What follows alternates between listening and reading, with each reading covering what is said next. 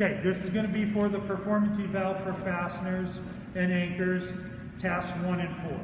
Task 1 is to install threaded fasteners, which we will be doing by putting these two flanges together and installing a threaded fastener with a flat washer, a spring lock washer, and a nut. We have a flat washer on one side already, and I'll be putting it on here.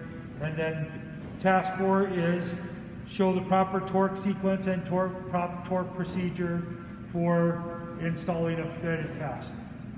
In the paper, it says to use a 1/2 inch by 13 grade 5 bolt. I have grabbed them out of the bin already. The one thing I didn't put in there was the length. You guys will need to measure the length. And again, we measure it from underneath the head to the end of the bolt.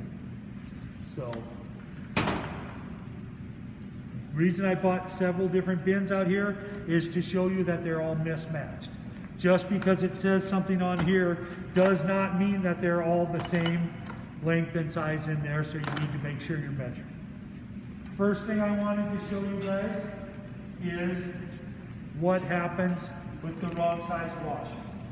In this flat washer bin, we have multiple different sizes. Some are too small, some are bigger, more like fender washers than flat washers. But when we go to put this in here, if we use too big a washer, the washer hits on the edge of the flange. I'll use it down here so it's easier to see. It's hitting over here instead of on the outside of the flange. We use a washer to increase surface area, and when we're hitting up against there, it's not increasing, it's still increasing our surface area, but we're not putting full even pressure. So make sure when you grab washers, you grab the smaller flat washers. Second, length the bolt. When we get done, we should have 1 to 2 threads sticking out the end of our nut. That provides full engagement of our nut onto the threads of our bolt. I grabbed a shorter one here to show you the difference. Hand tight.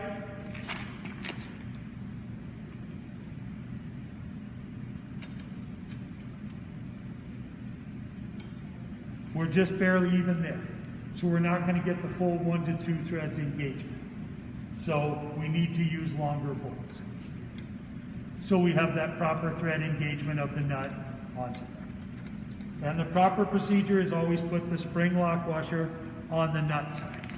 Obviously, if we have 2 flat washers, we're going to be using one on the head of the bolt and one on the nut side. So I will put these in real quick. If there is any hang up, if there is any non-turning of the bolt by hand, that means the threads are damaged.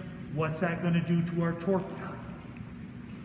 Our torque value is set in the book at 60 pounds, but if we have to add more torque just to get the nut to turn onto the bolt, that's going to change our torque value of tightening. Okay? And lastly, I am putting the nut this way for a reason. Which side do I have more clearance on? The nut side. So when I put my wrench and my socket, I want to tighten the nut to the bolt, not the bolt to the nut. So I want the socket on the side that I have more clearance, and that's where I want my nut. And so I put it this way. If I did it the other way, I would run into the obstacle of my vise that is holding these pipes in place. Now that I have them all 4 started, the last thing I would do is lift up the flange and run my finger along this to make sure it's smooth. When I do that, I hold it with my leg. I do it on top and on one side just to match things up and make it as even and smooth as possible. This one's still a little low. I would need to lift it a little more, but I think you guys get it. With this application, because we're using a longer bolt, we have to use a deep socket. The only deep socket you have in your toolbox is 3/8 drive. The torque wrench is 1/2-inch drive, so I have provided an adapter that goes from 1/2-inch drive to 3/8 drive to use the socket. Second part of this is going to be to hold the bolt. Our torque sequence, I've preset this at 30 pounds.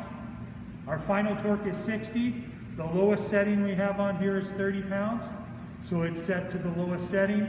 We will torque it to 30 all the way around first. We always pull the wrench towards us. Sound familiar? Have you heard that anywhere before? I don't know if you heard the click on the video or not, but it did click. What I would like to show you now, I don't know if you can get a good picture of that or not, but look at how the top has pulled in and the bottom is still out. That's why we do it in increments up to the final torque. That's only at 30 pounds. We pulled that top in quite a ways.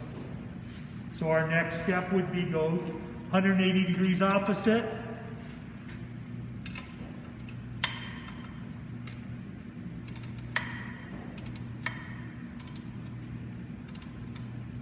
And pull that in. At this point, it's still redundant. You guys know what you're doing there. I'm not going to continue the video, but at that point, then once we did 1, 2, then it doesn't matter if we go to 3 and 4, or if we went 1, 2, called this one 3 and this one 4. Then we would adjust our torque wrench up to halfway between 30 and 60, which would be 45. Then we would torque 1, 2, 3, 4. Adjust our torque wrench up to 60. 1, 2, 3, 4. So that's how you're going to pass task 1, task 4 of the performance eval for fasteners and anchors. If you have any questions, let me know.